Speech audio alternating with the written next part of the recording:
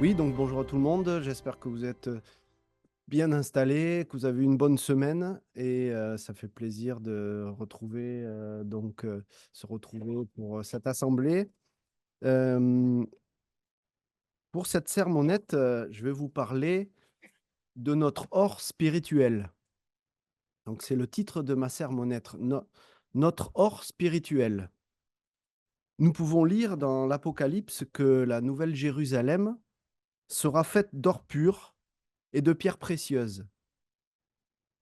Dans la Bible, il est fait référence à de nombreuses reprises, à ce métal précieux qu'est l'or. Il est souvent associé au Saint-Esprit, à Dieu, à la pureté et à l'éclat spirituel. L'or a été utilisé à de très grandes quantités en de très grandes quantités dans le sanctuaire du temple et le tabernacle. Tous les objets de culte sont également en or. Les autels, chandeliers, vases, l'arche de l'alliance, et le propitiatoire sont aussi faits avec de l'or. Dieu donna des instructions précises à Moïse pour la construction du tabernacle, symbolisant la demeure de Dieu. Nous pouvons donc lire ces instructions dans Exode 25. On va s'y reporter, s'il vous plaît. Exode 25, le verset 8. Exode 25, le verset 8, s'il vous plaît. Au verset 8, donc, ils me feront un sanctuaire, et j'habiterai au milieu d'eux. Vous ferez le tabernacle et tous ses ustensiles d'après le modèle que je vais te montrer. Donc c'est à Moïse que Dieu s'adressait ici. Ils feront une arche de bois d'acacia. Sa longueur sera de 2 coudées et demie, sa largeur d'1 coudée et demie et sa hauteur d'1 coudée et demie. C'est très précis ici. Tu la couvriras d'or pur, donc au verset 11. Tu la couvriras en dedans et en dehors, et tu y feras une bordure d'or tout autour.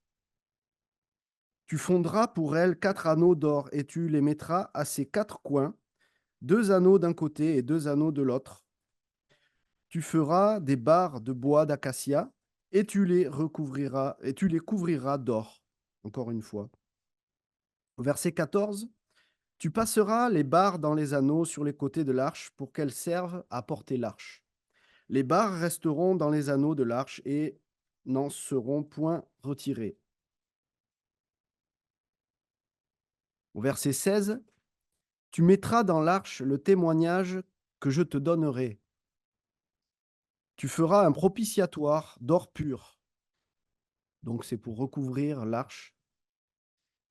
Tu feras pour recouvrir, donc, tu feras un propitiatoire d'or pur. Sa longueur sera de 2 coudées et demie et sa largeur d'1 coudée et demie. Tu feras 2 chérubins d'or. Tu les feras d'or battu aux 2 extrémités du propitiatoire. D'ailleurs, certains dieux étaient aussi sculptés avec de l'or. Nous nous souvenons par exemple du veau d'or que les Israélites avaient fait. L'or est souvent associé à la richesse il a été aussi utilisé en tant que monnaie dans le passé.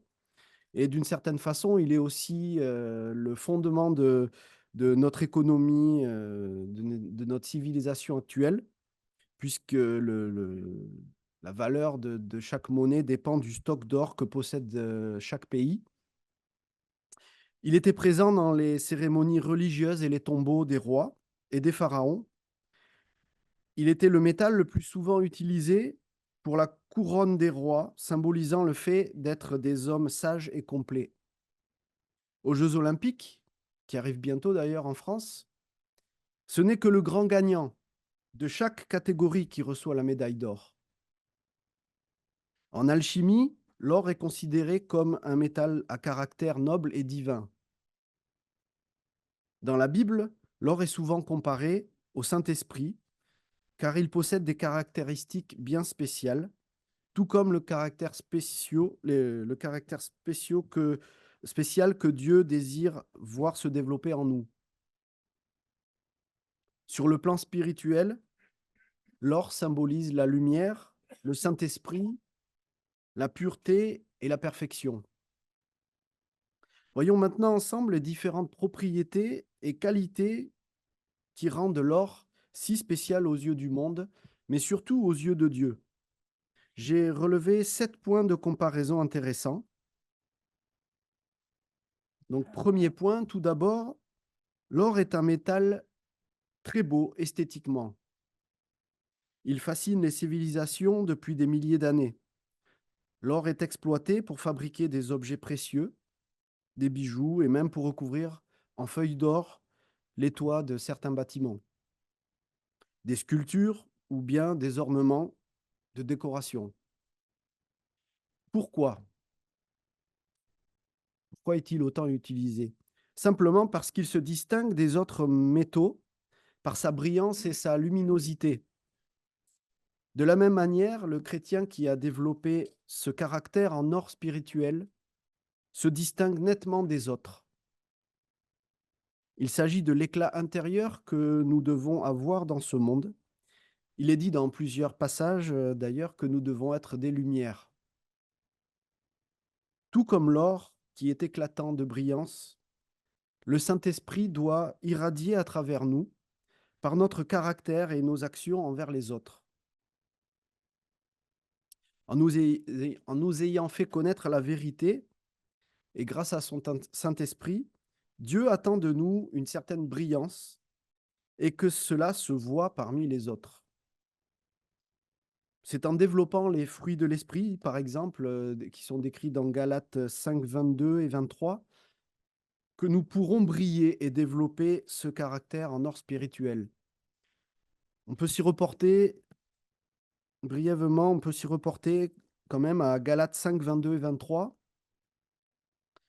Vous connaissez tous ces passages, c'est très connu. Donc Galates 5, 22. Mais le fruit de l'esprit, c'est l'amour, la joie, la paix, la patience, la bonté, la bénignité, la fidélité, la douceur, la tempérance. De cette façon qu'il faut briller. Mon deuxième point ici, ce n'est pas facile. Qu'est-ce qui n'est pas facile? Ce n'est pas facile. Donc, l'extraction de l'or est un travail considérable. Au cours de la ruée vers l'or en Californie au 19e siècle, les mineurs travaillaient dur et ne ramassaient en moyenne que 14 grammes d'or par jour. Aujourd'hui, dans certaines mines, il faut traiter jusqu'à 18 tonnes de minerais pour en tirer à peine 28 grammes d'or pur. En Afrique du Sud, le minerai aurifère se trouve parfois à une profondeur allant de plus de 3 km de la surface. L'extraction de l'or, tout comme le développement du caractère chrétien, requièrent tous les deux beaucoup de travail. Tout comme Dieu a créé l'or pour être extrait de la terre, grâce à un dur labeur, de la même façon, il nous faut beaucoup d'efforts pour acquérir le caractère chrétien, ce caractère en or. Pour cela, nous devons bien sûr utiliser tous les outils que Dieu nous donne, l'étude de sa parole, la prière, le jeûne, etc., afin de pouvoir extraire cet or spirituel si rare et si précieux. Il ne suffit pas de le désirer. Il faut aussi être disposé à travailler de toutes ses forces pour l'acquérir. Troisièmement, l'or est stable. Les objets en or enfouis depuis des milliers d'années et retrouvés au cœur des fouilles archéologiques conservent toujours leur éclat et leur beauté. La beauté de l'or pur et durable. Et dans les conditions normales, il ne peut ni se ternir ni s'oxyder. Nous savons de la même manière que l'Esprit de Dieu est incorruptible et ne change pas. Son esprit et sa parole ne s'oxydent pas par l'influence de mauvaises fréquentations ou par Satan. Quatrièmement, l'or réfléchit la lumière. Il est parfois utilisé par la NASA pour réfléchir les fortes radiations rencontrées dans l'espace. Il est aussi parfois utilisé dans la composition du verre, pour la fabrication de certains hublots, dans le but de réfléchir les rayons infrarouges du Soleil. De la même manière, en tant que chrétiens, nous devons refléter la lumière de Dieu à travers nos œuvres. Dieu est la source de cette lumière, bien sûr. Le Christ a été le premier à refléter l'exact reflet de la nature de Dieu et de ses voies. Il a dit, donc, le Christ, dans Jean 14, verset 9, je le cite juste, vous ne vous y reportez pas, il a dit dans Jean 14, verset 9, « Celui qui m'a vu a vu le Père ». Cinquièmement, l'or est très malléable. Je vous laisse le temps de noter, l'or est très malléable. L'or pur est très mou. Il est ni fragile ni dur comme le serait le fer. C'est le matériau idéal pour un artiste sculpteur ou pour un orfèvre qui souhaite créer des bijoux. Avec seulement 450 grammes d'or, il peut être étiré en un fil pouvant atteindre une distance de 1450 km. Si l'on superposait 3000 feuilles d'or, ce sont des images ici, imaginez 3000 petites feuilles d'or, cela ferait tout juste l'épaisseur d'une petite carte à jouer. Les cartes à jouer classiques, 3000 feuilles d'or. Dieu est le grand artiste qui nous a créés. Nous devons devenir de l'or spirituel entre ses mains, humble et réceptif, malléable, réceptif à ses enseignements donc, et sans offrir de résistance. Sixièmement, l'or est conducteur. En électricité, il est souvent utilisé dans certaines applications industrielles où l'on doit pouvoir compter sur un élément conducteur d'électricité qui soit très fiable et résistant à la corrosion. Les chrétiens aussi doivent être des corps conducteurs. Le Saint-Esprit que Dieu nous a communiqué doit se transmettre à travers nous dans nos actes et nos pensées. Mon dernier point ici, le septième point, le feu purifie l'or. Point très important, le feu purifie l'or. La chaleur du feu entraîne une altération de sa composition. Il est alors possible de retirer les impuretés. Et l'or ainsi éprouvé devient plus pur.